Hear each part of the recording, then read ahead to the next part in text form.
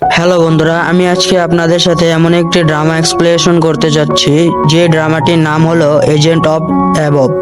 তো চলুন ভিডিওটি শুরু করা যাক। গল্পের শুরুতে দেখানো হয় 1000 বছর পূর্বের কাহিনী, যেখানে দেবতারা পরকাল এবং পৃথিবীকে আলাদা করে দেয় যাতে মানুষ এবং দেবতারা শান্তিতে থাকতে পারে। কিন্তু 1000 বছর আগে শয়তানি আগুন স্বর্গে ঢুকে যায়। সে আগুনের সাথে সাথে দানব রাজাও স্বর্গে ঢুকে যায়।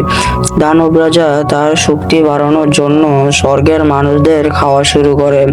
তখন স্বর্গের মানুষদের বাঁচানোর জন্য স্বর্গের রাজারা তাদের রাজকুমারকে পাঠায় দানব রাজাকে আটকানোর জন্য।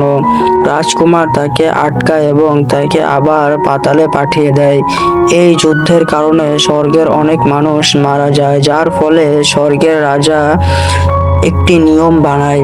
স্বর্গের কোনো মানুষ তার নিজ শরীর নিয়ে পৃথিবীতে যেতে পারবে না এবং দানবদের মধ্যে কেউ তাদের নিজ শরীর নিয়ে পৃথিবীতে যেতে পারবে না। তারপর থেকে যদি কাউকে পৃথিবীতে যেতে হয়, তাকে শুধু আত্মা বা রুহের মাধ্যমে যেতে হবে। গল্পের শুরুতে দেখানো হয় একটা বাড়ি যেখানে প্রচুর বৃষ্টি হচ্ছে। সেখানে একটি মেয়েকে দেখা যায়। সে অনেক ভয়ে ভয়ে সেই বাড়ির ভিতরে যাচ্ছে। তখন সে দেখতে পায় বয়স্ক একজন দারোয়ানকে।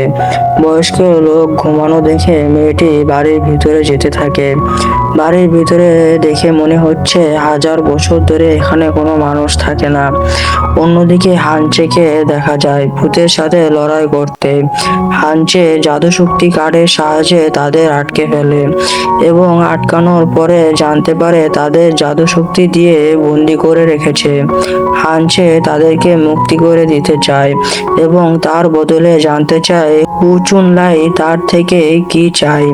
তখন তারা বলে যে দানব রাজা চাঞ্চিসা চাচাকে ভয় দেখায়।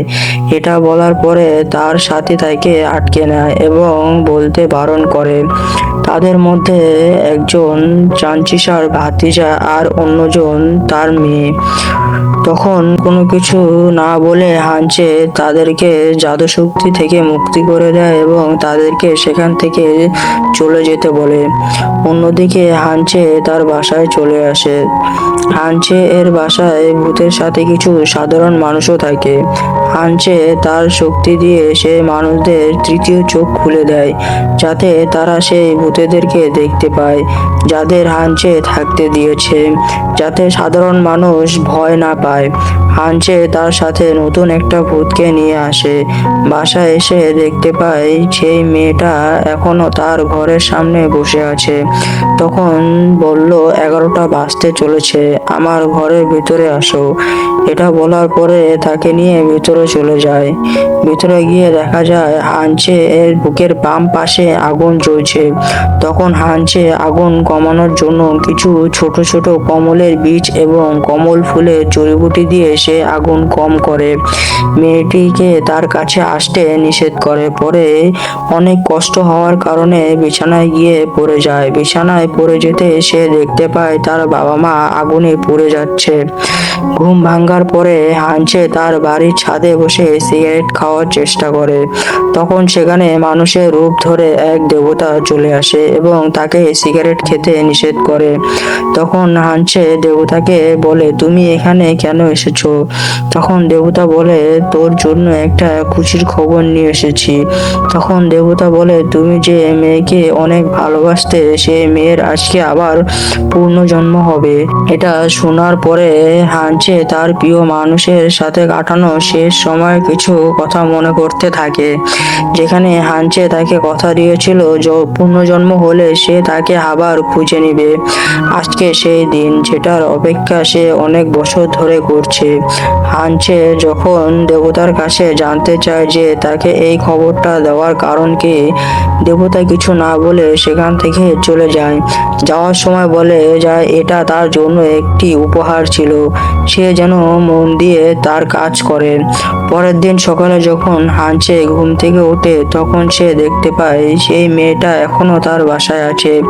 পরে হানচে খাবার খেয়ে মেয়েটিকে সাথে নিয়ে বাইরে চলে যায় ভূত ধরার জন্য।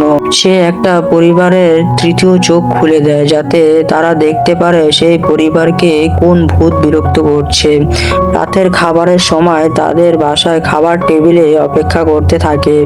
তখন হঠাৎ ভূত চলে আসে। তখন হানচে দেখতে পায় দুইটা ভূত সেই পরিবারের ছোট বাচ্চাটার জন্য তাদের সাথে থাকতে চায়। ভূত দুইটা হলো বাচ্চাটার দাদি আর নানি। হানচে তাদের দুইজনকে তাদের থেকে ছাড়িয়ে তার সাথে তার বাসায় নিয়ে চলে আসে, কারণ তারা ছিল ভালো। হানচে শুধুমাত্র খারাপ ভূতদের মারত, ভালো ভূতদের সে তার সাথে নিয়ে রেখে দিত অথবা তাদেরকে মুক্তি করে দিত। অন্যদিকে চাঞ্চিসাকে দেখানো হয়, যেখানে চাঞ্চিসার সাথে কিছু মানুষ দেখা করতে এসেছে। তারা হলো মিস্টার লিউ এর লোক। তারা চাঞ্চিসাকে বলতে এসেছে যেন কোনো দল লড়াই করার সময় চাঞ্চিসা সেখানে না যায়, কারণ চাঞ্চিসা সেখানে গেলে অনেক মানুষ সেই মারামারিতে মরে যায়। তখন চাঞ্চিসা তার কাঁধে হাত রাখে, ফলে তার মুখ শিলাই হয়ে যায়, কোনো কথা বলতে পারে না। তখন চাঞ্চিসা বলে, এই কথা বলার জন্য তোমার বস মিস্টার লিউকে আসতে বলো। তার মুখ আবার আগের মতো করে দেয়। লোকগুলো কিছু না বলে ভয়ে সেখান থেকে চলে যায়। অন্যদিকে হানচে দেবতার থেকে পাওয়া চিঠিগুলো দেখছিল। তখন সেখানে তার বন্ধু আসে। তার বন্ধু হলো একজন পুলিশ অফিসার। সে এসে দেখে হানচে দেবতার চিঠি নিয়ে বসে আছেন। হানচের বন্ধু তার কাছে কিছু খবর নিয়ে আসে, কিন্তু হানচে জানতে পারে এই সব কিছুর পিছনে চাঞ্চিসার হাত রয়েছে। তখন হানচে তাকে বলে 5 বছর আগে দানব রাজা পৃথিবীতে আসার জন্য চাঞ্চিসার সাহায্য নেয় এবং তার শরীরে প্রবেশ করে, তাকে বানায় তার দূত, যাকে দিয়ে সে পৃথিবীতে আসতে পারবে এবং তার সকল কাজ যেন সে করে দেয়। কিন্তু তখন দেবতাদের রাজকুমার হানচে সেখানে চলে আসে, তার সব শক্তি দিয়ে তাকে আটকে দেয়। পৃথিবীতে একটুর জন্য আসতে পারে না। ওই যুদ্ধে চাঞ্চিসা হেরে গেলেও সে কিছু দানবী শক্তি পায়, যেটা না ব্যবহার করার কথা দেয় হানচিকে। কিন্তু এখন আবার চাঞ্চিসা তার শক্তি ব্যবহার করছে। হানচে বুঝতে পারে যে দানব রাজা আবার পৃথিবীতে আসার চেষ্টা করছে। তখন সে তার কাছের কাঠগুলো দেখে, যা থেকে সে শক্তি পায়। দেখে তার কাছে অল্প কিছু কাঠ রয়েছে। পরে হানচে বলে, আমার কাজ তাড়াতাড়ি শেষ হতে চলেছে।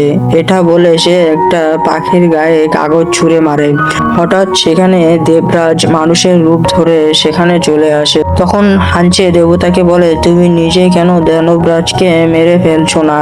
তখন দেবরাজ বলে, আমি এটা করতে পারবো না, এই কাজের জন্য তোমাকে রাখা হয়েছে। সেখানে থাকা হানচের বন্ধু তৃতীয় চোখ খোলা থাকার পরও সে দেবরাজকে দেখতে পায় না, তাই সে সেখান থেকে চলে যেতে চায়, কিন্তু হানচে তাকে আটকে নেয় এবং তার বন্ধুর কাছে দেবরাজের বিষয়ে বিচার দেয়। কিন্তু তার বন্ধু বলে, এই বিষয়ে আমি তোমাকে সাহায্য করতে পারবো না। তখন দেবরাজ বলে, দানব রাজা আবার পৃথিবীতে আসতে চায়, তোমাকে আটকাতে হবে তাকে। তখন হানচে বলে, আমি এই কাজ করতে পারবো না। সে অন্য কাউকে দূত হিসেবে রাখতে বলে। সে তার বন্ধুকে দেখিয়ে দিয়ে বলে তাকে দূত হিসাবে রাখতে, কিন্তু দেবরাজ বলে সে আমাকে বিশ্বাস করে না, তাই সে হতে পারবে না। এটা বলার পরে দেবরাজ তাকে ঠিক মতো কাজ করার কথা বলে সেখান থেকে চলে যায়। পরে দেখানো হয় টেনচি নামে একজনকে, যে কিনা দানবরাজের সেই চাকুটা তার কাছে আছে। তখনই সেখানে চাঞ্চিসার ভাতিজারা সেখানে চলে আসে এবং টেনচিকে মারার চেষ্টা করে।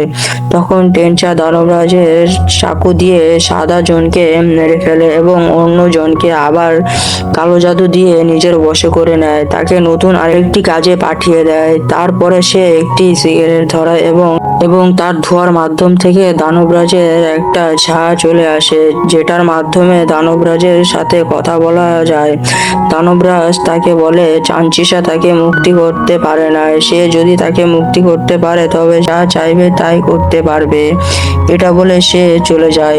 অন্যদিকে চাঞ্চিসা মিস্টার লিউ এর কথা মতো একটা বারে চলে যায় কিছু মানুষদের টাকার জন্য মারতে। এখানে এই এপিসোডটি শেষ হয়।